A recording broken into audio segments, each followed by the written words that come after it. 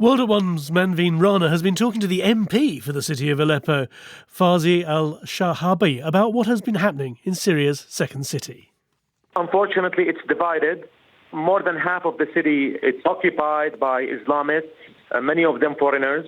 And the people of these areas, the majority of people, where there were 2 million, now they only constitute about 275,000, and the remainder, they came to the western parts as refugees. Many of them left Aleppo, they went to coastal areas, or they went to Europe.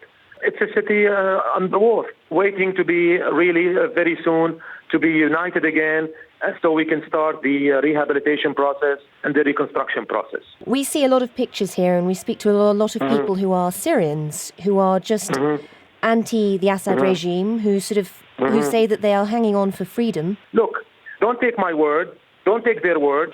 Just go and check for yourself who is ruling Eastern Aleppo, who is really issuing the laws there. It's Islamic courts. It's exactly like Kandahar and Kabul before the coalition intervened to get rid of Taliban and Al-Qaeda. It's exactly the same thing. They don't have any democracy. They don't have any civil rule.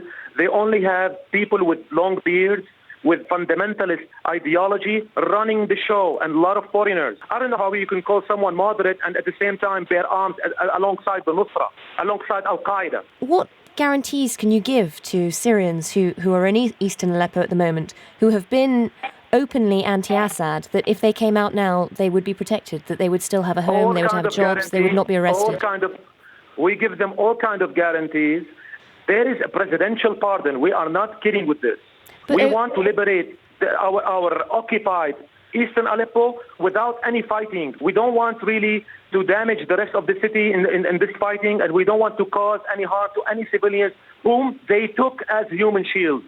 When they came in 2012, and this is a fact, and I challenge anyone who says otherwise. In 2012, they took immediately the largest government hospital, which is called the Eye Hospital, and next to it there is the Children's Hospital.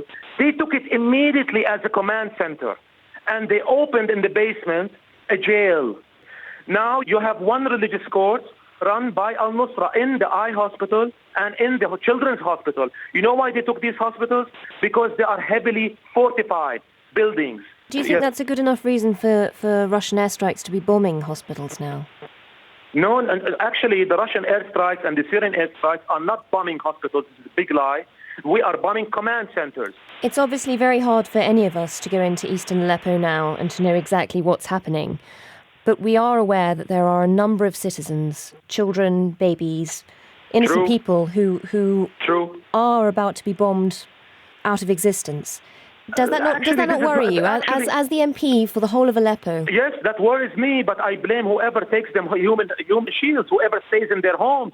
I blame these gangs that wander around and shoot at us from mosques, from hospitals, and that takes our hospitals and mosques and schools and make them jails and makes them command centers, exactly like they did in Afghanistan, exactly like they did in Iraq. Do you think the Russian airstrikes might have gone too far? Will there be anything left of eastern Aleppo? I don't think so. I think what went too far is the NATO support of Al-Nusra and Ahrar al-Sham. Bear in mind that NATO countries so far refuse to call Ahrar al-Sham a terrorist organization. If you open the website for Ahrar al-Sham, you know exactly it's the same thing as Al-Qaeda. In Britain today, Parliament is debating whether or not we should insist on a no-fly zone across Aleppo. We should try and prevent the Russians from flying any more airstrikes across the city. How do you view that? I think it's a hostile measure.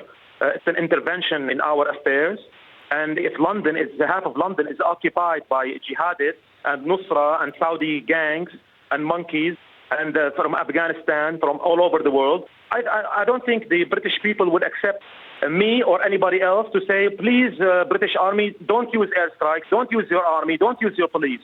The only thing that saves lives is to help the civilians is by forcing the nations that support Islamic gangs, Al-Qaeda, to stop the support, to stop the bloodline, to stop the money trail.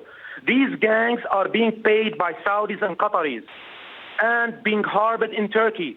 If you really want to end the Syrian crisis, you cut the bloodline of terrorism. Mr. Faraz, as MP for Aleppo, What do you think will be left of the city when this is all over?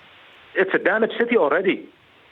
More than half of it is damaged. Will it ever be the same? You know, if we work hard in 10 years' time, we will rebuild it, stronger and more beautiful.